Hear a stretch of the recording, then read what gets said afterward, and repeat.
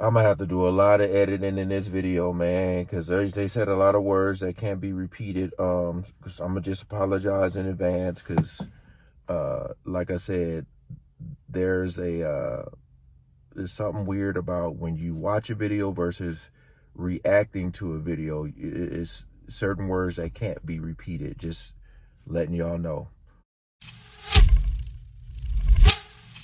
All right, ladies and gentlemen, welcome back to the channel again. Thank y'all so much for coming over, man. We're on the Law and Crime Network channel. All right, let me try to read this title here without reading it. Just got to choose my words carefully, all right? P. Diddy threatened to a college student during attack, all right? So, yeah, that's all I can say here. I'm going to have to probably change the title and everything. But I'm pretty sure they're going to mention it in the video, which I'll leave the link to in the description, man. Because, like I said, they be trying to take these videos down when you talk about this stuff. But, yeah. Basically, Diddy tried to off a college student as he was attacking them. And you guys can use your imagination with this title. So, we ain't gonna waste no more time. Let's jump right into it. Sean Diddy Combs threatened to a college student? That's the latest allegations in one of the latest lawsuits filed against the disgraced music mogul. The lawsuits, they just keep on coming for the embattled rapper as he sits in jail awaiting his trial for alleged federal. We are going to dig into these disturbing new details right now. Welcome to Sidebar, presented by Law and Crime. I'm Jesse Weber. We have been trying to track every new filing against Sean Diddy Combs since he was arrested last month for what the Justice Department calls a years-long scheme to abuse and exploit women. Man. We know on the criminal front, he's currently locked up in the Metropolitan Detention Center in Brooklyn, New York. He was charged pursuant to a grand jury indictment with federal crimes like racketeering conspiracy, transportation to engage in prostitution. And prosecutors say Combs used his money, his power, his influence, his businesses to operate a criminal enterprise. More specifically, to organize what are called freak-offs that involved hiring male sex workers, procuring drugs, filming the sex acts, that he used threats and violence and force and fraud and coercion to get what he wanted.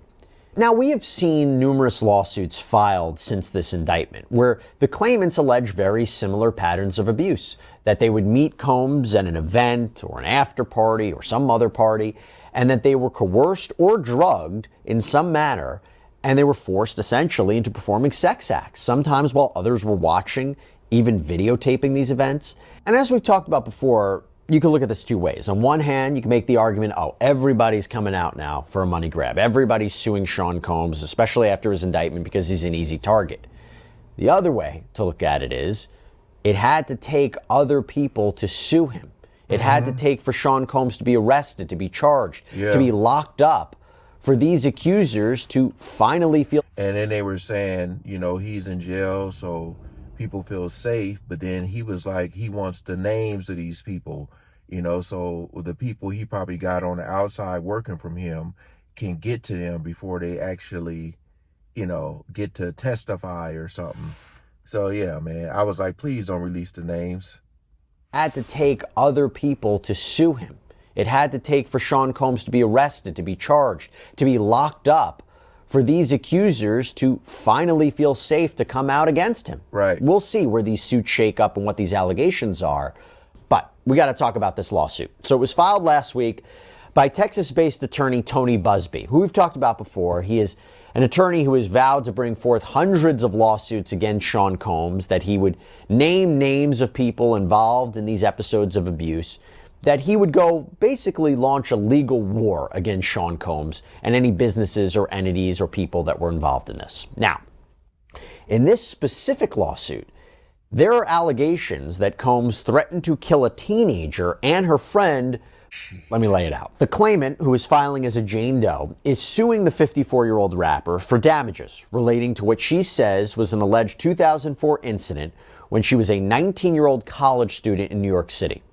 The Jane Doe says that she attended a photo shoot promoting the band. This was a singing group that was signed to Combs' label Bad Boy Records at the time. The event was taking place across the street from her college in Brooklyn, New York. She says she attended this event with a friend from college, that the two of them were invited to an after party, and before they could leave to go to the party, they encountered Sean Diddy Combs. The suit reads, quote, Combs told Miss Doe and her friend that they should come to his hotel for a more exclusive party. Miss Doe and her friend agreed and were taken to a Manhattan area Marriott hotel by a member of Combs' entourage. So she claims they get to the hotel, and supposedly there were about a dozen people drinking in this hotel suite. But then things take a very violent turn. All of the stories sound the same, which is, it's hard to not believe these, because it seems like the setup, the pattern. That's what he does, you get a drink or something slipped to you, and next thing you know, you're out of there. So it's hard to not, because again, all this stuff is alleged, but at the same time, a lot of this stuff be detailed, So it's hard to not believe it, especially knowing what we know in the video we seen. She says she and her friend were grabbed by a security guard and taken to a separate room. She even claims that when she asked the guard where he was taking her, he said, quote, you know what you're here for. Wow. When they get to this separate room, which was apparently a bedroom, she says the security guard locked her and her friend inside. And there was only one other person in this room, Sean Combs. And that is where things get more troubling.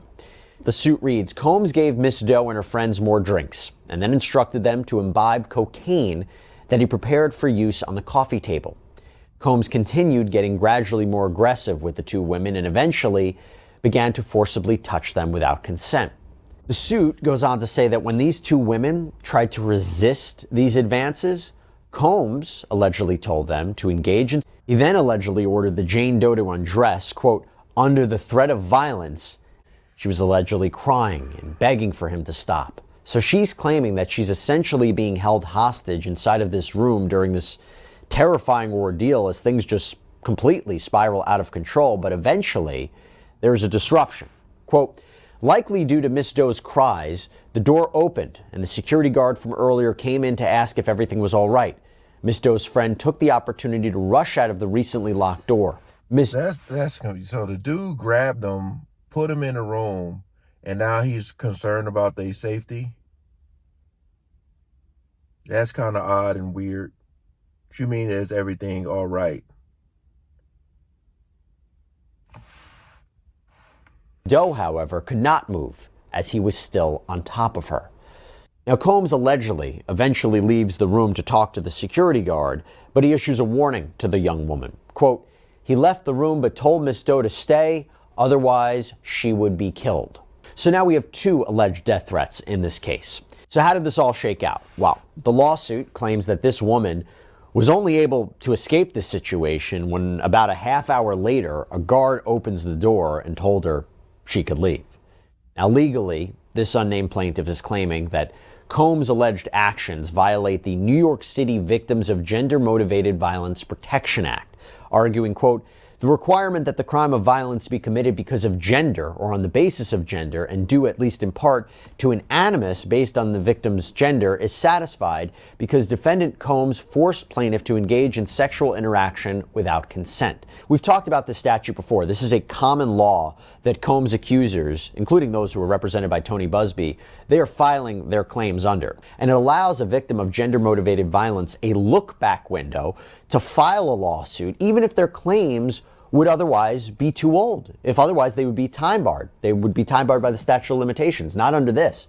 Because now you would have until February 2025 to file these kinds of lawsuits. It's one of the reasons that you're seeing so many of these lawsuits before that window closes. And by the way, when it comes to gender-motivated violence, that doesn't just have to be sexual assault. It could be any kind of violence that's motivated by gender. Now, Jane Doe is asking to be awarded compensatory damages for physical injuries, emotional distress, as well as for psychological harm, anxiety, humiliation, physical and emotional pain and suffering, that would happen during a trial, and compensatory damages are a way to restore Jane Doe to the position that she would be in before this attack. She's also requested the court award her punitive damages, or a way to punish the defendant for really egregious conduct, and also attorney's fees and costs. This lawsuit is one of many that Sean Combs is facing right now. And even despite the allegations in these lawsuits, despite the criminal allegations that he's facing, he has always maintained his innocence. And in that vein, a representative for Sean Combs released this statement. Mr. Combs and his legal team have full confidence in the facts, their legal defenses, and the integrity of the judicial process. In court, the truth will prevail that Mr. Combs has never sexually assaulted anyone, adult or minor, man or woman.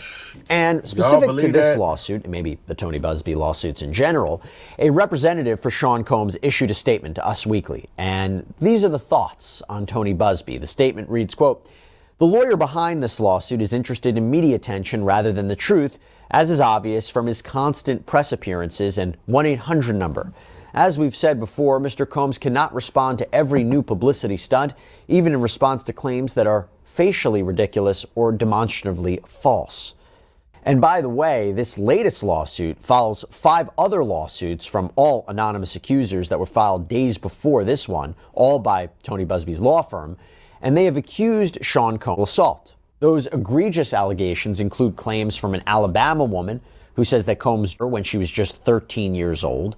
So these mounting legal troubles for the music mogul, they have certainly made headlines since the accusations in November of last year, when this all started from his ex-girlfriend Cassandra Ventura, who accused him during their on-again, off-again relationship. Diddy denied the claims. He settled out of court that same month.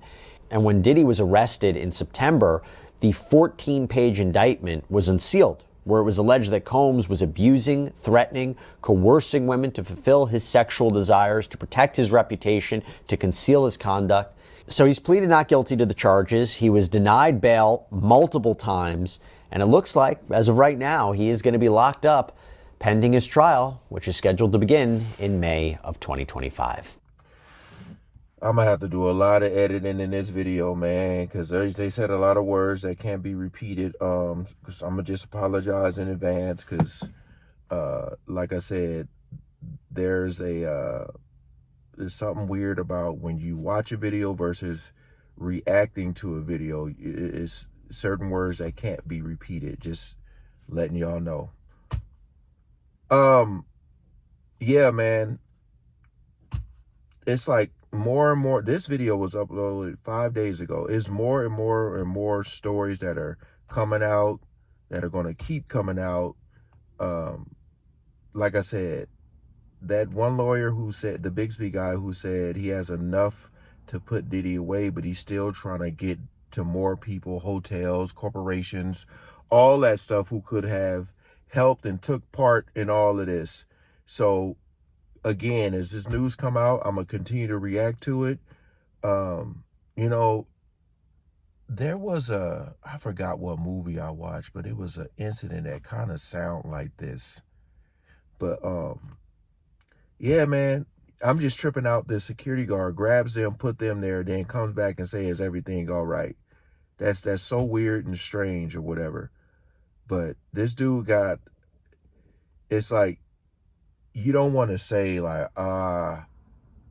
it's until he's like, you know, when we see that court date, when he's there and we get all the stuff we're waiting for, basically, you know, you just hope that everybody who's speaking out is telling the truth, you know, because if a lot of this stuff isn't real, you know, you just got to think about the victims that are really, really out there suffering and stuff. So that's what I'm saying. I'm just waiting for this lawyer that 30 days, he said. I think we're there.